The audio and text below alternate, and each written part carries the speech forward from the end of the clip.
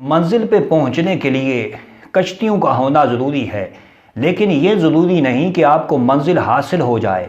منزل حاصل کرنے کے لیے کشتیوں کو جلانا پڑتا۔ کربلا کے ٹبے پہ اگر چراغ بجھا دیے جائیں۔ بلا کا ذہین آدمی تھا کہ یہ مرد مجاہد افریقہ سے چلا اور دیکھتے ہی دیکھتے فاتح اسپین بن گیا۔ تاریخ گواہ ہے کہ مسلمانوں نے اس جگہ پہ 800 سال تک راج کیا۔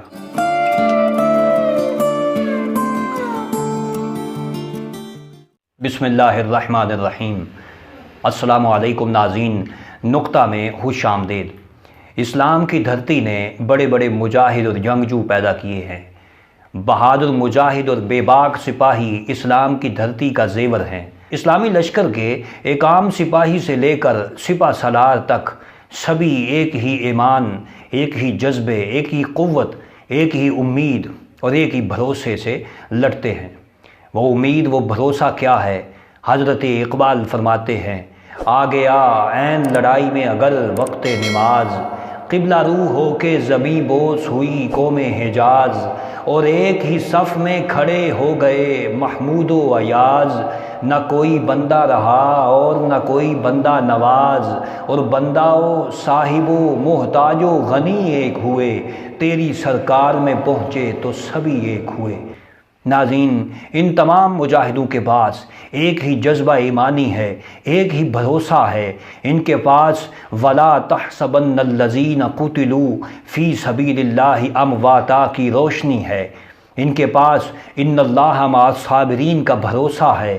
ان کے پاس انا للہ و انا الیہ راجعون کی امید ہے، جو ان کو ہمت اور جذبہ عطا کرتی ہے اور پھر ان کو نصرت اور کامیابی سے نوازتی ہے۔ اگر یہ جذبہ اور یہ ایمان اور یہ قوت پیدا ہو جائے، اور اس قوت و جذبے کے حامل لوگ اگر 313 بھی ہوں تو وہ 1000 کے لشکر پہ بھاری ہوتے ہیں۔ اور اگر یہ قوت پیدا ہو جائے تو پھر کربلا کے ٹبے پہ اگر چراغ بجھا دیے جائیں اور رات کی تاریکی میں امام یہ فرمائیں کہ تم چلے جاؤ، یہ میری جان کے پیاسے ہیں، تو وہاں سے کوئی اٹھ کے نہیں جاتا۔ یہ ہے جذبہ ایمانی اور یہ ہے قوت جو مسلمانوں کو فتح سے نوازتی ہے۔ ناظرین، آج ہم جس مرد مجاہد کا ذکر کرنے والے ہیں، اللہ رب العزت نے اس کے ذریعے سے اسلام کو ایک بڑی فتح سے نوازا تھا۔ اس کا ذکر کرنے سے پہلے ایک جملہ میں آپ کی سماعتوں کی نظر کرنا چاہوں گا کہ منزل پہ پہنچنے کے لیے کشتیوں کا ہونا ضروری ہے، لیکن یہ ضروری نہیں کہ آپ کو منزل حاصل ہو جائے۔ منزل حاصل کرنے کے لیے کشتیوں کو جلانا پڑتا ہے۔ یہاں پہ کشتیاں میں ایز اے سمبل یوز کر رہا ہوں۔ یہ مرد مجاہد یہ افریقہ سے چلا اور دیکھتے ہی دیکھتے فاتح اسپین بن گیا۔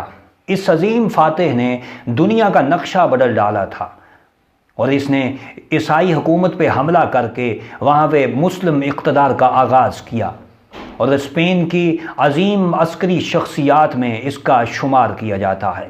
ناظرین، آج ہم طارق بن زیاد پہ بات کریں گے۔ بلا کا ذہین آدمی تھا، فرد شناس اور وفادار مجاہد تھا۔ اس نے 711 میں مسیحی حکومت پہ حملہ کر کے وہاں پہ مسلم اقتدار کا آغاز کیا۔ ملک اسپین کے جنوب میں ایک جگہ ہے جسے جبلارٹر کہتے ہیں، جس کو عربی زبان میں جبل طارق بھی کہا جاتا ہے۔ یہ مشہور مسلمان سپہ سالار طارق بن زیاد سے منسوب کی جاتی ہے۔ طارق بن زیاد نے اپنی ہمت و جواں مردی سے اپنے سپاہیوں کے دلوں میں گھر کر لیا تھا۔ جو حکم دیتا اس کی تکمیل کی جاتی، اور یہی وجہ تھی کہ یہ مرد مجاہد افریقہ سے چلا اور دیکھتے ہی دیکھتے فاتح اسپین بن گیا۔ اور جب اللہ کے دین کے یہ سپاہی اس زمین پر اترتے ہیں تو طارق بن زیاد نے اپنے سپاہیوں سے ایک خطاب کیا۔ اس نے کہا کہ مسلمانوں، اب خوب سمجھ لو، اپنی ہمت سے کام لو، تمہارے پاس اب کوئی چارہ نہیں ہے۔ اپنے جذبے اور ایمان کی طاقت سے اسلام کا پرچم بلند کر دو۔ تم اپنی جانوں پر کھیل جاؤ تاکہ کامیابی تمہارا مقدر بن جائے، اور تم اس علاقے میں اللہ کے دین کی سربلندی کے لیے آئے ہو، سو جو تم ارادہ کرو گے اللہ تمہاری مدد کرے گا۔ اور اگر تم دشمن پہ حملہ کرو تو اس وقت تک ڈٹ جاؤ جب تک یہ جزیرہ فتح نہیں ہو سکتا۔ تاریخ گواہ ہے اللہ نے ان مجاہدان اسلام کو فتح سے نوازا تھا۔ مسلمانوں نے اپنی ثابت قدمی جاری رکھی اور اسپین کے کئی شہروں پہ قبضہ کر لیا، اور تاریخ گواہ ہے کہ مسلمانوں نے اس جگہ پہ 800 سال تک راج کیا۔ اس وقت خاندان بنو امیہ کے چھٹے خلیفہ ولید اول کا زمانہ تھا۔ موسا بن نصیر افریقہ کا حاکم تھا، اور اس کا ہمسایہ ملک اسپین پہ عیسائیوں کی حکومت تھی، جو اپنی عوام پہ، اپنی رعایا پہ ظلم و ستم کرتی تھی۔ وہاں کی رعایا نے ان سے درخواست کی کہ تم اسپین پہ حملہ کرو تاکہ ہمیں ان عیسائی حکومت کے ظلم و ستم سے نجات مل سکے۔ چنانچہ موسا بن نصیر نے ولید اول سے اجازت لے کر اسلام کے ایک مجاہد کے ہاتھ میں، جس کا نام طارق بن زیاد تھا، اسلام کا جھنڈا دے کر اس سرزمین کی طرف روانہ کیا۔ اس وقت اسپین پہ جس بادشاہ کی حکومت تھی اس کا نام ارتغرل تھا۔ چنانچہ طارق بن زیاد 7,000 کی فوج لے کر اس سرزمین کی طرف روانہ ہوا۔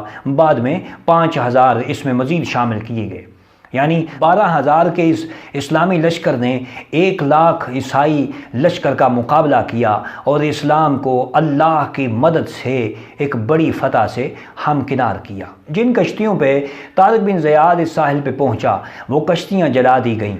فوج کے دیگر افسروں نے اسے ایک غیر دانشمندانہ فیصلہ سمجھا، لیکن طارق بن زیاد نے اس وقت ایک تاریخی تقریر کی جس کا خلاصہ یہ ہے۔ آپ نے کہا کہ اے اللہ کے دین کے سپاہیوں، اب تمہارے پاس کوئی دوسرا راستہ نہیں ہے۔ دشمن تمہارے آگے ہے اور سمندر کی بپھری لہریں تمہارے پیچھے ہیں۔ تمہارے پاس ایک ہی راستہ ہے، ایک ہی سہارا ہے، ایک ہی امید ہے، اور وہ یہ کہ تم اللہ کا نام لے کر اللہ کی دی ہوئی اس ایمانی قوت کے ساتھ دشمن پہ حملہ کر دو اور اس سرزمین کو اپنے قبضے میں لے لو۔ گویا یہ طارق بن زیاد کی ذات تھی جس کے ذریعے اللہ نے یورپ میں اسلام کا بول بالا کر دیا، اور تاریخ میں طارق بن زیاد کا نام باقی رہ گیا۔ عیسائیوں نے مسلمانوں سے فراخ دلی سیکھی، حسن انتظام اور مسلمانوں کی بہترین معاشی پالیسی سے وہاں کے لوگوں کی حالت بہتر ہو گئی۔ موسا بن نصیر اور طارق بن زیاد تاریخ کے گمنام صحراؤں میں دفن ہو گئے، لیکن ان کی کامیابیاں اور لازوال داستانیں تاریخ کے پنوں پر آج بھی سنہرے حروف سے لکھی گئی ہیں اور لکھی جائیں گی۔